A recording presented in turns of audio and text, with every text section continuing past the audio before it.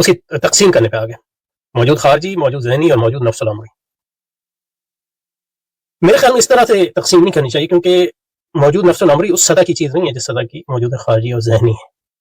کیونکہ موجود خارجی اور ذہنی میں بھی نفس الامری اور غیر نفس الامری ہو سکتا ہے، اور موجود ذہنی میں بھی۔ تو اس کی میرے خیال میں تعریف یہ ہونی چاہیے کہ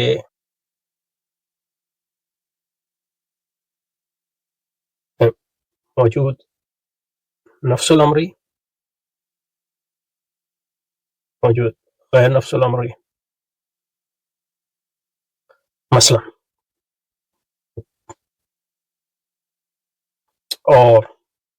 یہ ایک قسم ہے، دوسری قسم ہے موجود خارجی و موجود ذہنی۔ اور موجود خارجی میں بھی موجود نفس الامری ہو سکتا ہے، اور موجود غیر نفس الامری ہو سکتا ہے، موجود ذہنی میں بھی موجود نفس الامری اور موجود نفس تو اس لحاظ سے مطلب یہ ہے کہ یہ موجود نفس الامری کو اس سطح پہ کی تقسیم نہیں ہے جس سطح کی موجود خارجی اور موجود ذہنی ہے۔ یہ واضح ہو جائے گا ایک بار جب اس کے معنی سمجھ میں آتی ہے۔